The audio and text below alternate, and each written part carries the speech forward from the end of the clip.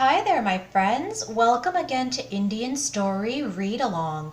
Today we're going to take a look at one of my old Tinkle stories from all around the world, and this is a folk tale from China called Ling Dang and the Red Fruit Tree.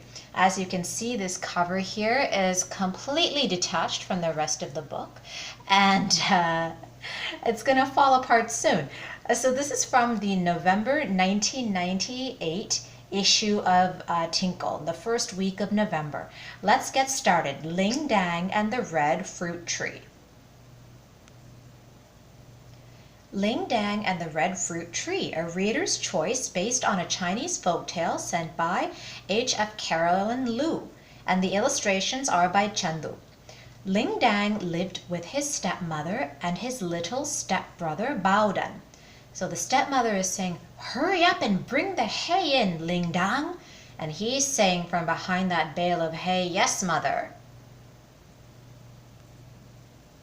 But then look, he drops it in that pile of water. "Oh!"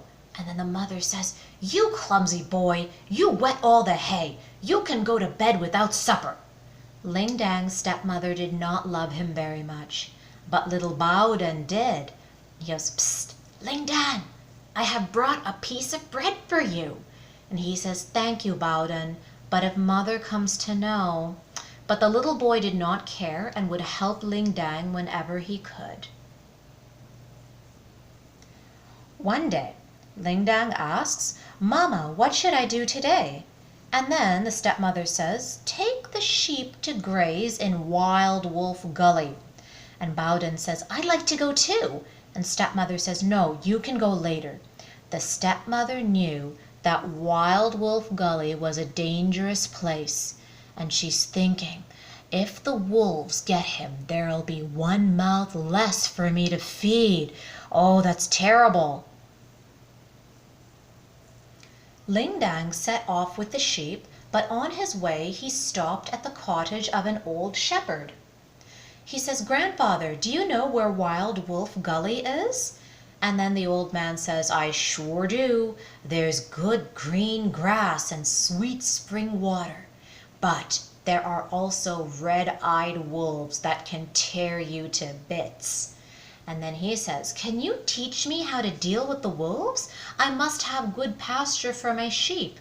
The old man says, "You are a brave boy, so I'll teach you how to frighten the wolves."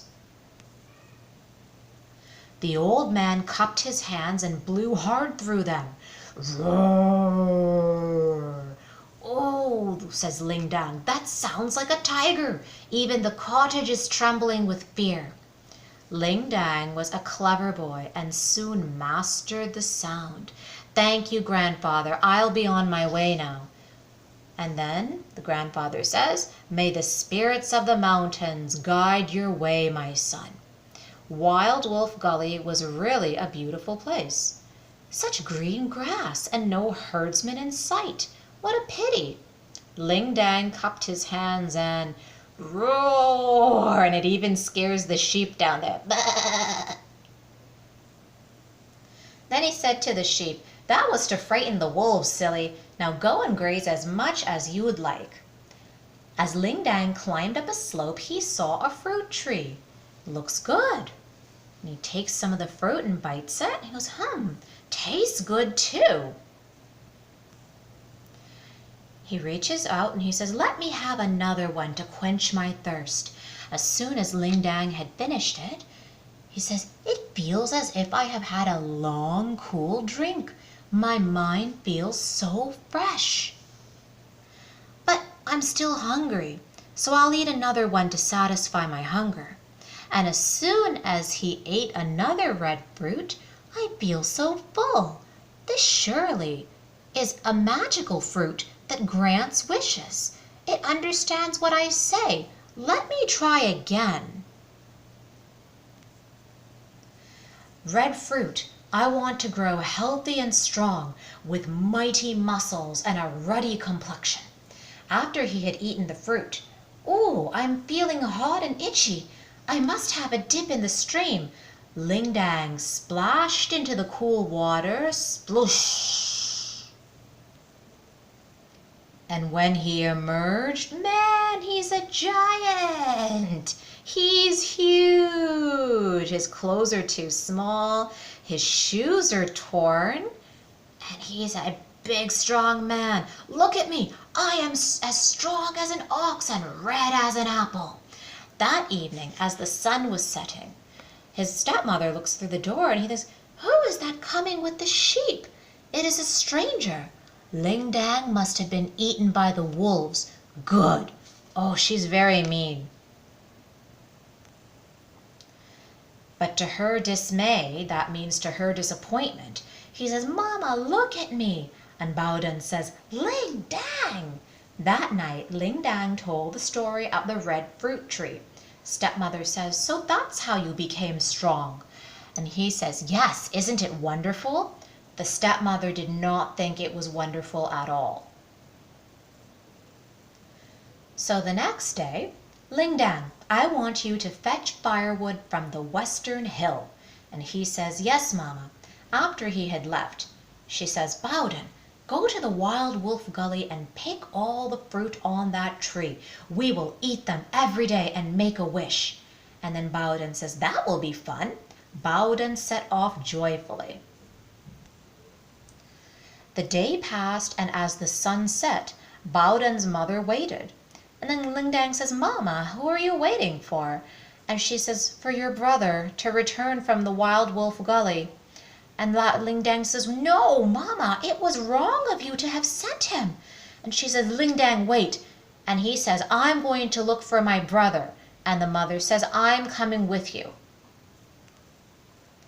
A sudden storm blew across the mountains. Boom, crash. It is so dark, says Ling Dang, I can hardly find my way. And the stepmother says, where could Baoden be? And then, whoo, grrr. Ling Dang says, the wolves, they are after Baoden.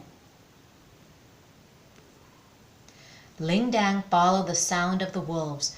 There they are under the fruit tree, he's thinking. Now I understand. Mother must have sent Baoden to get the fruit.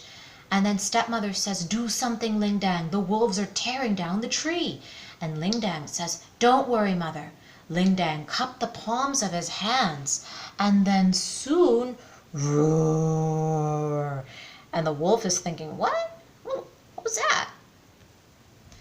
But since they thought it was a tiger, the wolves fled in fear.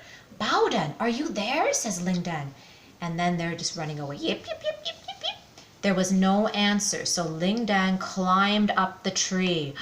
There he is, poor little fellow. He has fainted with fright. I'll carry him home.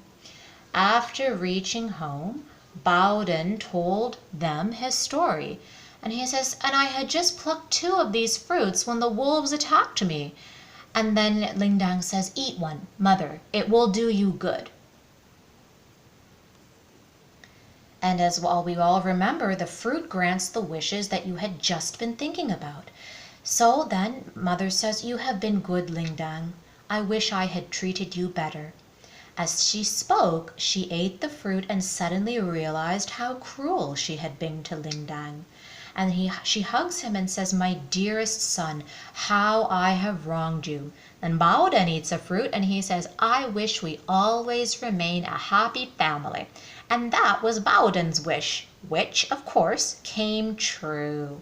The end. What a sweet story. I love these stories from Tinkle from all around the world.